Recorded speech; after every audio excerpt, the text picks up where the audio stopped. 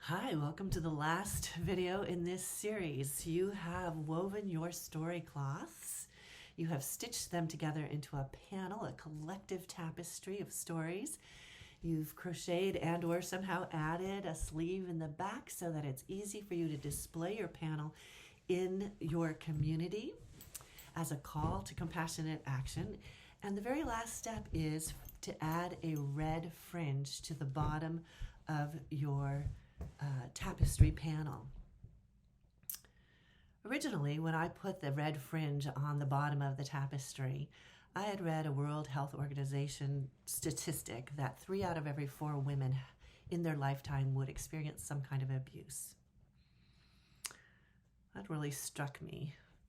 And I ended up, and I used that statistic, and I added red fringe to 3 out of every 4, just randomly, across the entire tapestry. Recently, when the tapestry was exhibited, one of the attendees to the exhibition walked into the room and said, "Oh my gosh, it just feels like love. And the red fringe just feels like an outpouring of love. It's so powerful." Another attendee said, "The red fringe just feels like there's no end to the story. It continues, that no one's story is done being woven. They're all continuing on."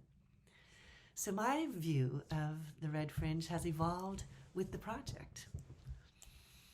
I recently read a World Health Organization statistic that said 1 out of every 4 women would experience abuse.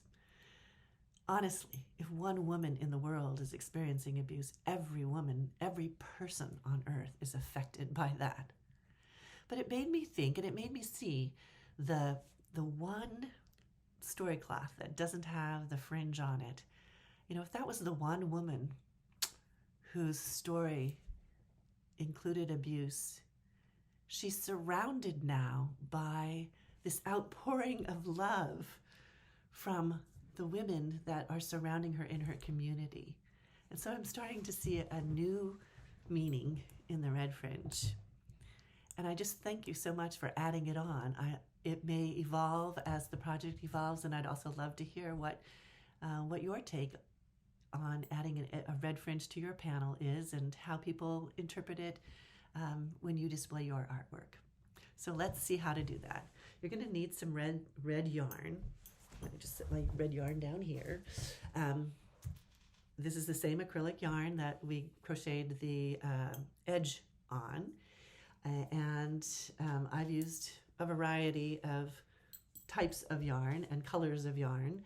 And it doesn't really matter. But to create the fringe, what I've done is just wound some yarn around my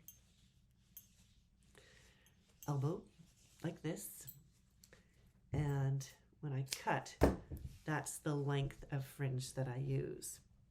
I use my crochet hook, and I take 2 strands at a time, folded in half, and then by coming in from the back part of the story cloth, I pull a loop of these 2 strands through to the back, which creates a loop like this, and then you simply pull the tails through, and there you have it. And I do that, I put 4 sets of 2 on each story cloth. As I mentioned, on mine I did 3 out of every 4. And I invite you to think about what you think the red fringe means in your community.